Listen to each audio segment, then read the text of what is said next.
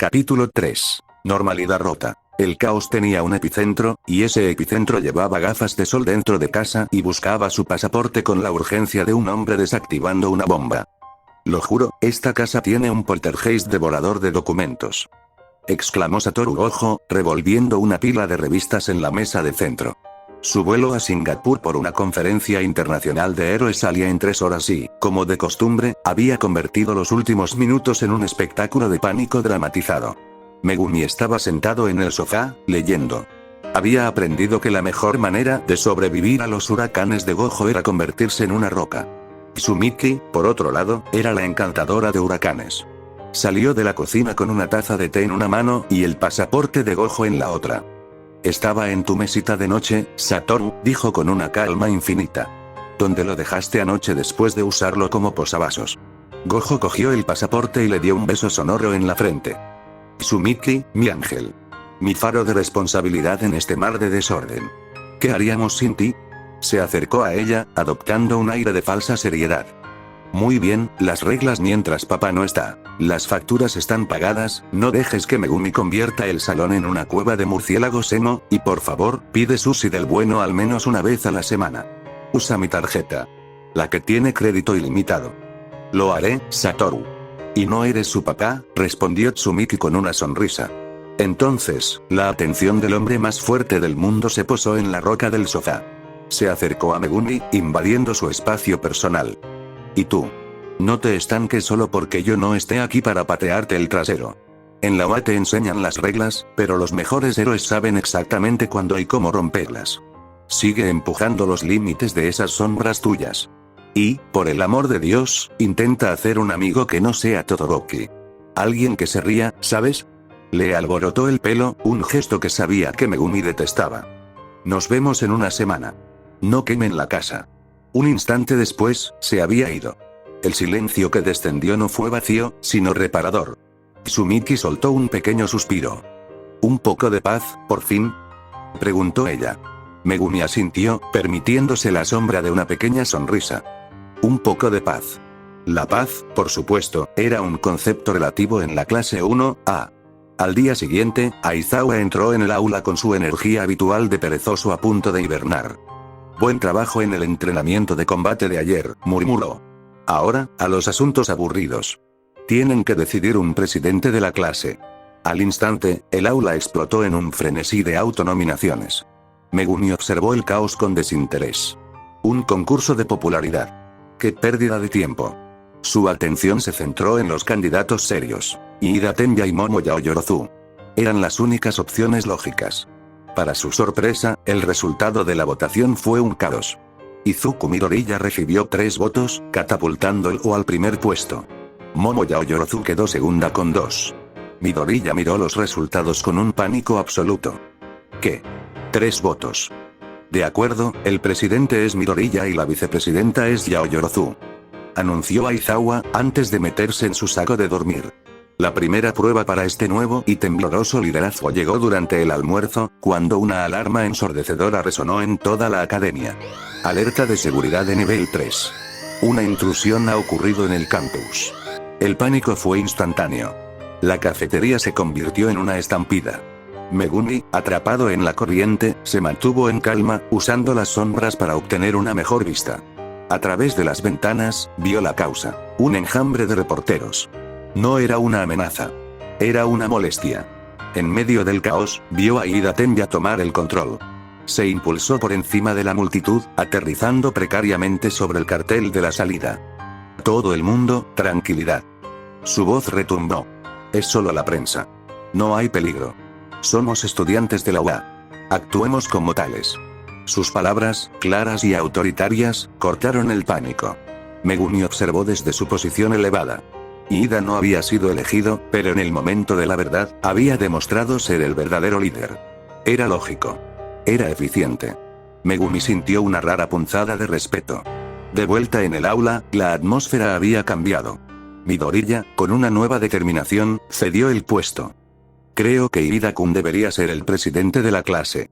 La clase estalló en vítores de acuerdo. Iida aceptó el cargo con una humildad solemne. El día en la UA había sido extrañamente agotador sin haber librado una sola batalla. El viaje a casa en tren fue un interludio de calma. Apoyó la cabeza en el cristal frío de la ventana y observó cómo el paisaje urbano se deslizaba ante sus ojos. Los rostros de sus compañeros pasaron por su mente. La determinación de Ida, la ansiedad de Midoriya, la sonrisa de Kirishima. Eran un ecosistema. Una especie de familia caótica. La palabra familia le dejó un sabor extraño en la boca. Abrió la puerta de su apartamento. El silencio lo recibió. Gojo seguía en el extranjero, y Tsumiki llegaría más tarde. La quietud no era opresiva, era simplemente vacía. La luz del atardecer entraba por los enormes ventanales del salón, pintando el suelo de tonos anaranjados y púrpuras. Y fue ese silencio, esa paz ordenada, lo que, por contraste, le abrió la puerta a los recuerdos de otro tipo de silencio. Un silencio más pesado, más frío. El silencio de su infancia. Recordó el apartamento pequeño, la luz gris, el hambre constante. Recordó a Tsumiki, renunciando a su propia infancia para que él pudiera tener un vestigio de la suya, sonriendo mientras le servía un banquete de arroz y salsa de soja. Se había convertido en una pequeña adulta, y él, en su ira, se había encerrado en sí mismo. Su único refugio real eran las sombras. Recordó una noche fría y lluviosa. Tenía 7 años. Temblando bajo una manta, Tsumiki intentaba contarle una historia. Él se fue a su rincón, en la oscuridad, y de su sombra emergieron sus 2 perros divinos, cachorros entonces. Se acurrucaron a su lado, y él hundió sus manos en su pelaje de sombra. Eran la única cosa en el mundo que era verdaderamente suya. El sonido de una llave en la cerradura lo sacó de su trance. Tsumiki entró, sonriéndole al verlo. «Hola, Megumi. ¿Un día largo?» Él la miró. No a la niña de sus recuerdos, sino a la adolescente de ahora. A la chica a la que Gojo le había devuelto la infancia. A la que él, ahora, tenía la fuerza para proteger. Toda la melancolía de sus recuerdos se cristalizó en un único y feroz propósito. «Normal», respondió. Pero mientras Tsumiki iba a la cocina y el apartamento se llenaba de vida, Megumi hizo un juramento silencioso. Él nunca, jamás, permitiría que ella volviera a experimentar ese tipo de silencio. Lucharía contra cualquier villano para proteger la calidez de esta luz. Esa era la base de su camino del héroe. No una elección, sino una deuda. La mañana de la excursión a la USG llegó con una falsa promesa de normalidad. En el autobús, la atmósfera era eufórica. La clase, ahora bajo el firme liderazgo de Ida, se sentía más unida. Pero cuando llegaron a la imponente cúpula y 13 comenzó su discurso, el cielo se rompió. El portal oscuro se abrió. La Liga de Villanos había llegado. El terror se apoderó de los estudiantes.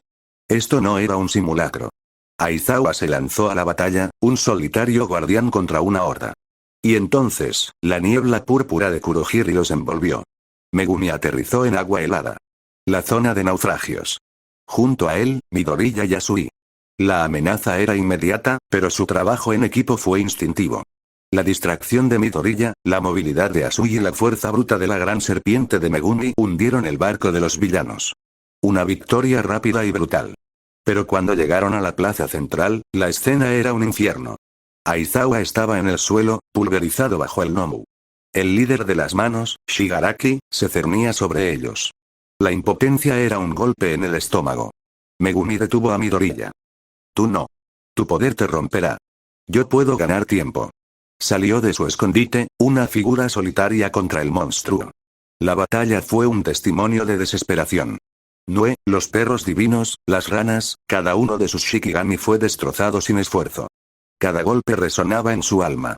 Cayó, empujado hasta su límite, su cuerpo destrozado, su energía agotada. El Nomu se cernía sobre él. La muerte era inminente. En ese instante de pura desesperación, su mirada se encontró con la de Tsumiki en su mente. La imagen de su sonrisa. Y la promesa silenciosa que le había hecho. La idea de Shigaraki y sus villanos sembrando el caos en su ciudad, en su hogar, fue lo que lo encendió. Se negó a perder. De rodillas, temblando, recurrió a la oscuridad más profunda de su ser. El ritual prohibido. Artefacto sagrado. Oscila y vibra.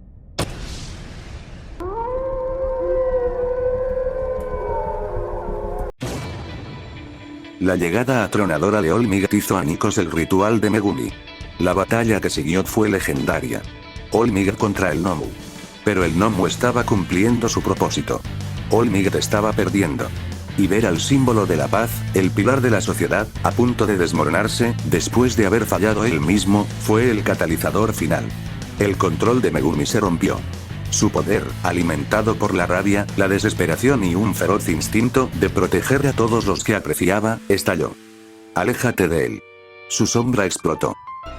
¡Extensión de dominio!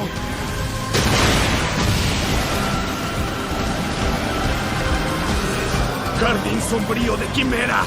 Dentro de su dominio, Megumi era el maestro. El Nomu, una fuerza imparable, se convirtió en un juguete. Lo enredó, lo distrajo, lo inmovilizó. Estaba quemando su propia fuerza vital, pero no se detuvo. Creó la apertura. All Might, asombrado, no desperdició la oportunidad.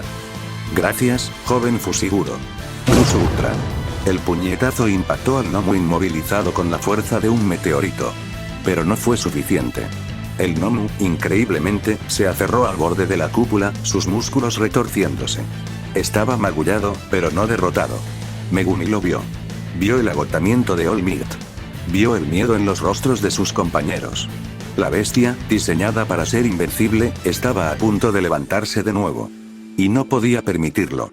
En ese momento, Megumi no pensó en reglas, ni en ética, ni en las consecuencias. Solo pensó en Tsumiki. En el futuro. En el silencio del apartamento de su infancia. Juntó las manos una última vez, con una determinación mortal. 100 sombras. Maníaco asesino. De las profundidades de su sombra, surgieron 100 cuchillas de oscuridad pura, afiladas como navajas. Se materializaron alrededor del Nomu, perforándolo y desgarrando su cuerpo desde dentro con una violencia horripilante. El Nomu se desplomó, reducido a una pila de carne sin forma que se disolvió lentamente en la sombra de Megumi. El silencio fue absoluto. El jardín de quimeras sombrías se derrumbó de golpe. La luz del día regresó a la Usg, dura y cegadora. Megumi cayó de rodillas, la sangre brotando de su nariz, sus oídos, su boca. Había usado una técnica prohibida. Había ido demasiado lejos. All Might, su forma musculosa desvaneciéndose, lo miró con una mezcla de asombro, orgullo y un horror helado. Shigaraki, al ver la aniquilación de su arma, dejó caer una de las manos de su rostro. Mató a mi Nomu. Lo pagará. Te mataré. A ti y a todos los que te importan. Megumi levantó la vista, sus ojos esmeralda se encontraron con los rojos de Shigaraki, antes de que el villano desapareciera. Los profesores de la UA irrumpieron en la USG. La batalla había terminado. Pero no era una victoria. El primer sonido fue el pitido rítmico de un monitor cardíaco. Megumi se despertó en la enfermería de la UA, el atardecer filtrándose por la ventana. Estaba solo. Y entonces, escuchó voces fuera de la cortina. Nunca habíamos visto un don utilizado con tal letalidad por un estudiante, era la voz de un detective.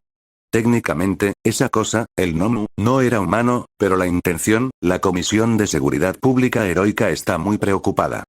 Su potencial es inmenso, pero también su peligro, respondió la voz del director Nezu.